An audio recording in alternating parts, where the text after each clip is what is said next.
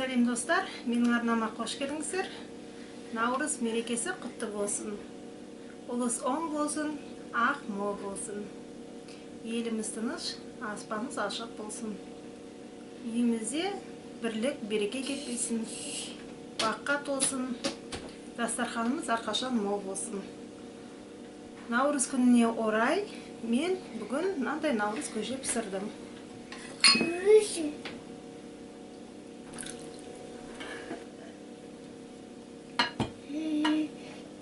Одан наурыз көже ішесің ба? Да? Қане, берейін саған.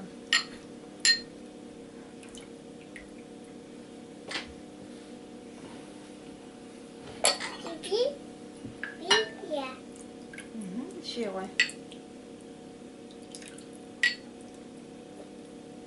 Қалай екен? Дәмі қалай? Күшті ма? Да. Қалай? Палец вверх. Лайк қоямыз ба? Лайк қояды не. Керемет көже.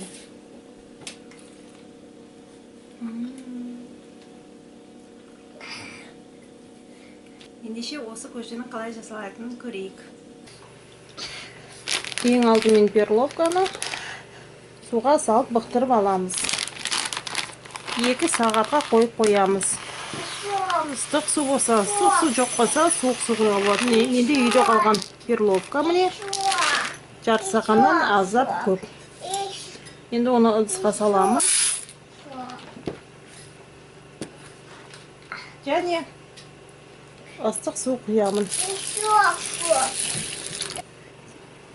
Перловканы осылай суға алдын ала 1-2 сағатқа бұқтырып алсақ, сонда ол тезірек піседі, 1-20 минутта. Әйтпесе көп уақыт кетеді. Сондықтан оны алдын ала ең бірінші бұқтырып қоямыз. Келесі кезекте горохты да бұқтырып қоямыз. Себебі ол да көп піседі. Олардың бәрін бөлек-бөлек пісіру керек. Бәрі осындай мөлшерде алып жатырмын. Горохты да ыдысқа салдым. Енді оған ыстық немесе жылы немесе суық су құйып бұқтырып қоямыз. Келесі кезекте күрішті бұқтырып қоямыз. Жалпы күрішті бұқтырса да, бұқтырмаса да болады. Ол горох пен перловкаға қарағанда тезірек пісіреді. Жай ғана суық су құйып бұқтыра салам. Міне мынау қыстан қалған жылқының еті, сүр еті. Жылқының кез келген етін алуға болады, жал-жаясын, қазысын, қандай ет бар, сүрленген ет саламыз. Жылқының етімен наурыз көже тіптен дәмді болады. Егер де жылқының еті болмаса, онда сиырдың, қойдың сүр етін салуға болады. Енді оған суық су құямыз. Және осы кезде мен бірден тұз саламын. 1 ас қасық тұз саламын. Басқа адамдар ет қайнағанда сол кезде ғана салады. Себебі еттің дәмі кетпеу үшін өзінің қасиеттерін жоғалтпау үшін деп айтып жатады. Бірақ маған осы кезде салғаннан да себебі ет осы кезде тұзды қатты жақсы сіңіретін сияқты. Сіздер ет қайнаған кезде салуларыңызға болады. Мен бірден саламын. Енді бетін жауып отқа қоямыз, қатты отқа. Қайнайды бір 30-40 минуттан кейін. Енді кәрі малдың еті ма, жас малдың еті ма, соған байланысты болады. 30-40 минуттан кейін қайнай бастағанда көбігін аламыз. Көбігін алғаннан кейін отты азайтып 1,5-2 сағат пісіреміз. Ет қайнап келеді. Енді осының көбігін былай алып тастаймыз. Еттің ар жақ бер жағын ауыстырыңыздар. Еттің көбігін алған күннің өзінде сорпада көбік, тағы басқа ұнтақтар қалуы мүмкін. Сондықтан ет пісқаннан кейін сорпаны тағы да бір рет өзін сүзіп алу керек. Етіміз баяу отта пісті, енді оттан аламыз. Енді қайнап жатқан сорпаға ондай кеспе аламыз. Қолдан жасалыңыздар, немесе дайын кеспеден 1-2 уыс салып пісіріп аламыз. Уақытына сәйкес 10-12 минутына да 8-10 минут пісақ дейді. Міне сорпамыз қайнап жатыр.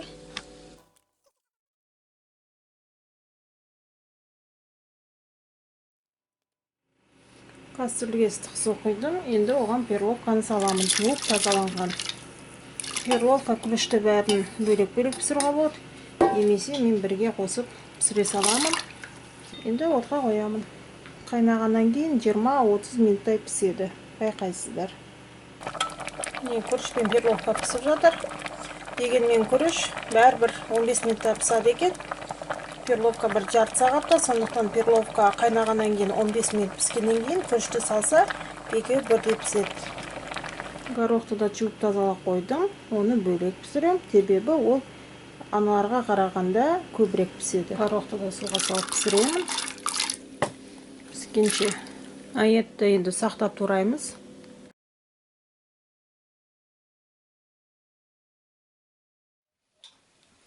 Етіміз туралды.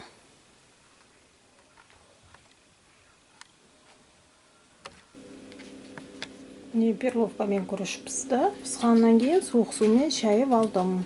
Мына міне суып тұрған сорпамыз жартысына қазір кеспе пісіп жатыр. Енді осыған күріш пен перловканы саламыз.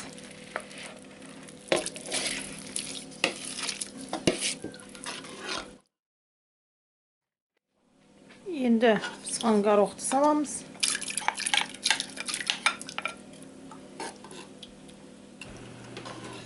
Енді мынаған жаңа пісқан кеспемізді, лапшамызды құямыз. Енді өздеріңіз білесіздер, кеспе саласыздар ма, горох саласыздар ма, қатып қалған заң жоқ. Наурыз көжені жасағанда қыстан қалған сүрленген етті және де қалған дәнді дақылдарды үйде бар. Соның бәрін қолдана отыра жасаған. Сондықтан қолыңызда не бар, өзіңіз қандай дәмді жақсы көресіз, соған сәйкес отырып жасаңыздар.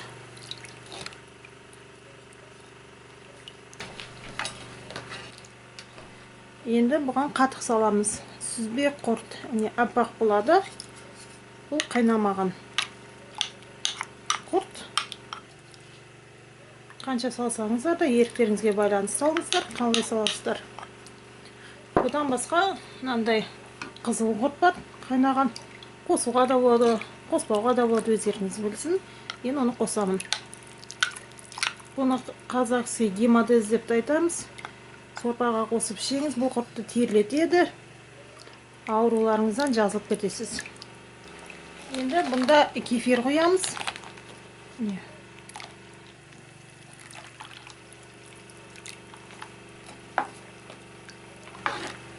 Енді кефирді жарты литрдан 1 литрға дейін құюға болады. Дәмін байқап қарайсыз. Соңында енді мына туралған етті саламыз.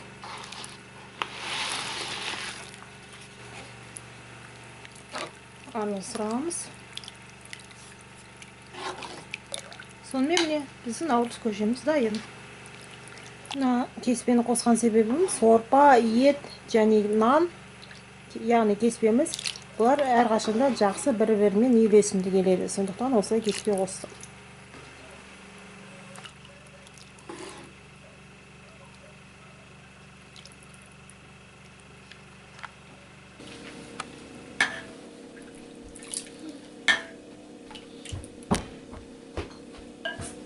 Қарағандарыңызға рахмет.